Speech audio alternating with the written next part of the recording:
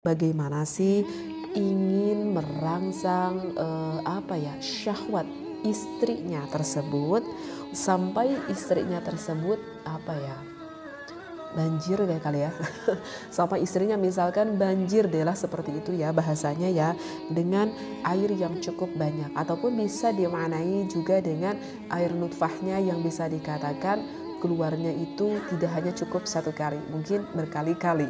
Artinya bagaimana sih seorang suami agar meningkatkan rangsangan syahwat istrinya itu meningkat, bahkan ini bisa loh sang istrinya itu keluar tidak hanya cukup sekali, mungkin bisa sampai 2 kali ya, seperti itu.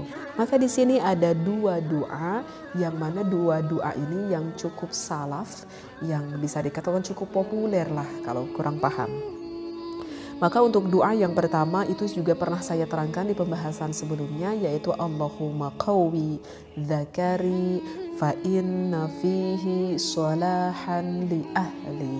Ya Allah, kuatkanlah batang dzakarku karena di sana terdapat kebaikan bagi ahliku ataupun bagi istriku. Para suami jangan lupa kepada istrinya harus sebelum melakukan berhubungan, jangan lupa untuk mencumbu rayu dulu istrinya.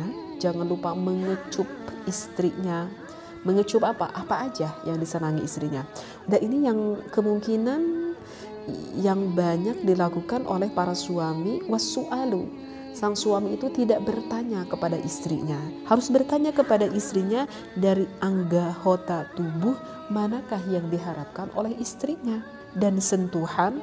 Dan jangan lupa bagi seorang suami itu harus bertanya kepada istrinya, misalkan yang bagian mana sih yang paling sensitif, yang paling senang, yang paling kamu mau disentuh oleh aku, misalkan seperti itu. Apa sih yang harus dikomunikasikan? Yang harus dikomunikasikan itu adalah perihal gaya. Penting di dalam berumah tangga. Mungkin ketika kita awal berumah tangga ya, kata suaminya kepada istrinya, mungkin karena kita belum berpengalaman sehingga gayanya ya begitu saja. Ketika sekarang kita sudah berumah tangga, sudah punya anak 2, punya anak 3, mungkin kita udah semakin berpengalaman mungkin ya. Dan aku jenuh juga nih, misalkan kata istrinya, ya mas dengan gaya itu saja, ataupun di ruangan ini saja.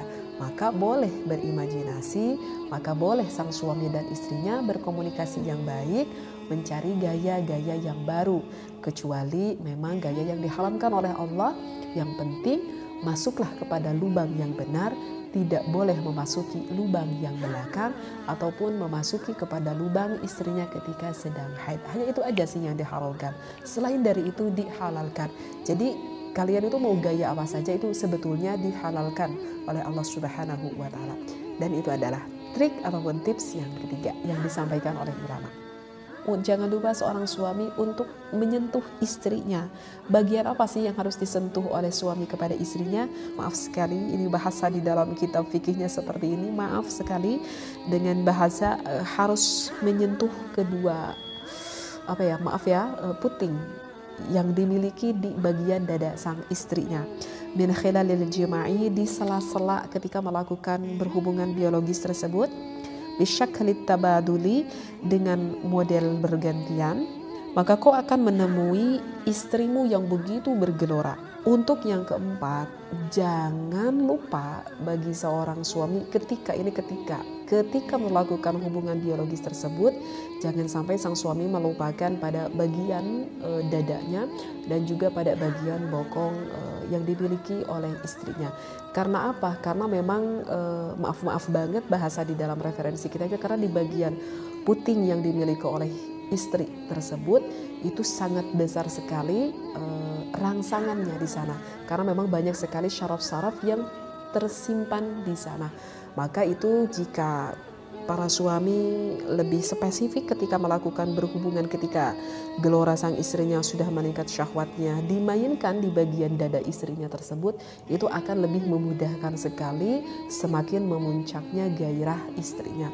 Karena memang di sana Allah menciptakan bagian-bagian syaraf yang cukup besar di sana yang terkumpul di bagian, apalagi pada puting ataupun dada, puting dada bagian istrinya, seperti itu ya.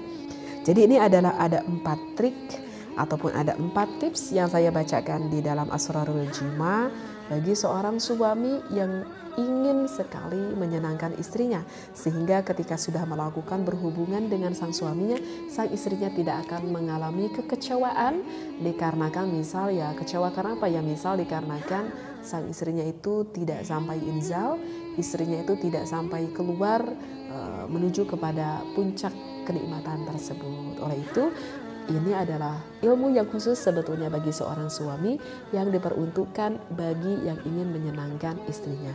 Jika wahai para suami mendengarkan ilmu ini, jika Anda diniati untuk diniati beribadah, sekali lagi saya tekankan, untuk diniati beribadah, ingin menyenangkan istri Anda, maka ketika Anda mendengarkan ilmu ini akan berubah menjadi suatu ibadah. Semoga tips ini dapat membantu bagi pasangan suami istri semuanya. Wallahu a'lam. Wassalamualaikum warahmatullahi wabarakatuh.